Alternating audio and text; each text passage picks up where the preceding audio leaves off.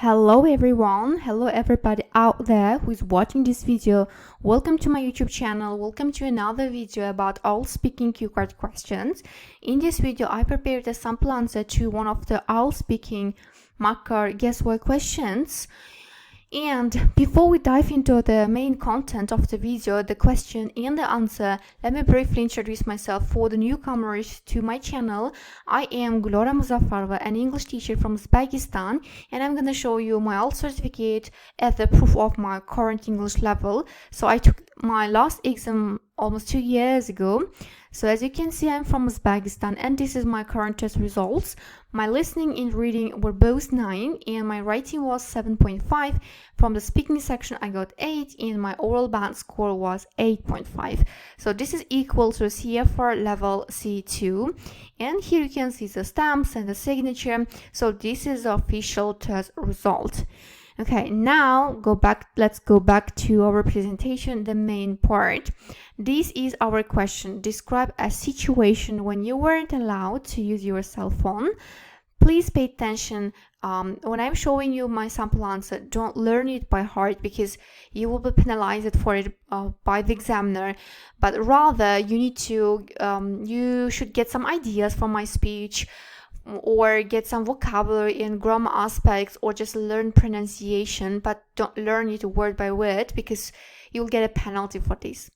Okay, so very interesting question. A situation when you weren't allowed to use your cell phone, and we have 4 sub-questions. Where was that? When was that? And why were you not allowed? And what did you want to do with your cell phone? So no phone zone. It's just a picture to grab your attention to the video.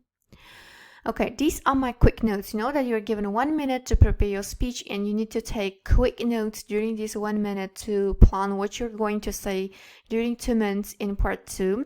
And I took also some quick notes, and these are my notes. I'm going to talk about an English exam at school in which I wasn't allowed to use a mobile phone, and it was a strictly controlled exam. I wanted to inform my parents about the end of the exam. Unfortunately, I couldn't do that because I wasn't allowed to use my mobile phone till the end of the exam. This is the script of my speech. I've already written down the script for you, and you can at the same time listen to my speech and read the script, which helps you to understand my speech much better. So if you're ready, let's get started.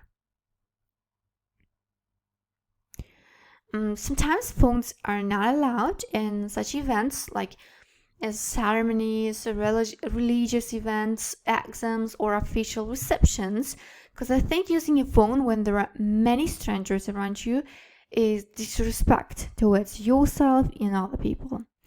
Also, I always feel shy to talk about personal matters on the phone when there are unknown people around me. Once I was at an English exam at school. This was the end of the school year, thus cheating in any form was not tolerated. The exam results would determine whether we would be accepted for the next form of the school or not.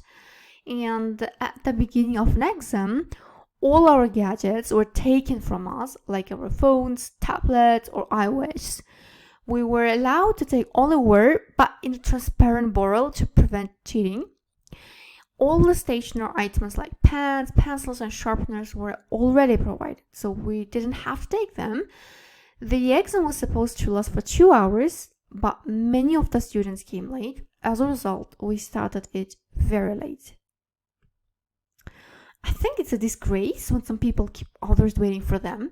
Then a long process of giving instructions started.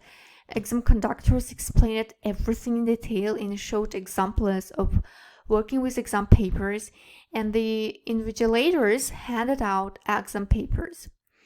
By the time we finished the exam, about 4 hours already passed. I started feeling worried because I had told my parents that I would have finished the exam in 2 hours and come back home half an hour later. Even though I finished it a bit earlier, I wasn't allowed to leave the exam hall. I was told to wait till the end. And after the exam, it took some time to collect my belongings. When I called my mom, she was very worried about me. She told me that they were about to go to the school to find me. Luckily, I called just in time.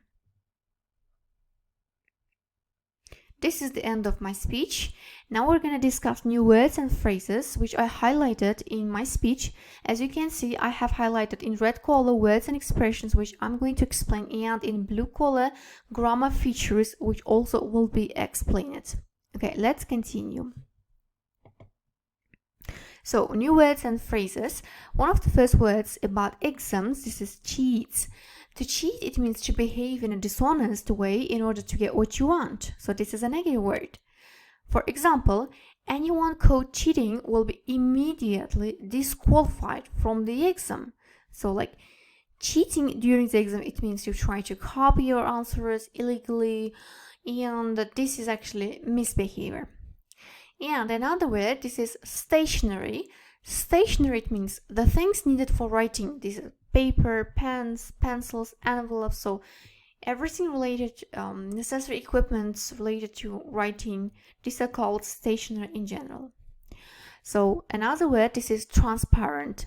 Transparent, it means if something is transparent, like object or substance, you can see through it very clearly. Like if it's transparent, you can see it very well. Through it, it's possible to see. So example, grow the bulbs in a transparent plastic box so the children can see the roots growing. So if you grow a plant in a transparent box, you can see the roots, you can see how it's growing. Other words and expressions. This is disgrace. Disgrace, it means embarrassment and the loss of other people's respect or behavior which causes this. Example, he brought disgrace on the whole team by falsifying the results. So disgrace, it means embarrassment and loss of respect. Negative word also. Invigilator is another word related to exams, and invigilator, it means a person whose job is to watch people take an examination in order to check that they do not cheat. So these are people who usually go around the room when you are taking the exam and they check if everything is okay, if like no one is cheating. Example, if you need more paper, please ask the invigilator. One of the last words which I used in my speech was belongingness. Belongingness, it means the things that a person owns, and especially those which can be carried. Example, I put a few personal belongings in a bag and left the house for the last time. So your personal belongings are the things which you usually carry with you. For example, women's personal belongings can be their purse, their cosmetics, or like your mobile phone is your belonging, like one of your belongings, because you always carry it with you. Now, besides some new vocabulary, I'm gonna discuss some grammar features in my speech. These are actually expressions. This can be considered as a vocabulary items as well. So the first one is to be supposed to. To be supposed to, it's a multi-meaningful word. It has different meanings, but the meaning which I use in my speech is to be intended to do, like to be going to do. Example, we were supposed to have gone away this week, but Debbie is ill, so we couldn't go. So it means we were supposed to, it means we were intended to, we were going. In my speech, I said the exam was supposed to last. So it means the exam was intended, was planned to last for 2 hours. Another expression which is close to this one, this is to be about to do something. To be about to do something, it means to be going to do something very soon. Like you will do it very, very soon. Example, I was about to leave when Mark arrived. Or my example in my speech was, my parents were about to go to the school. Like I just called in time in this meaning. So this is the end which I was going to explain, to discuss in the video. Thank you very much for watching the video. Please don't forget to subscribe if you liked the video, and also kindly hit the like button and the notification bell. And also please share it with your friends, with people who are studying for IELTS, because it might come in handy for their IELTS preparation. So once again, thank you very much for watching it, and see you in the next videos.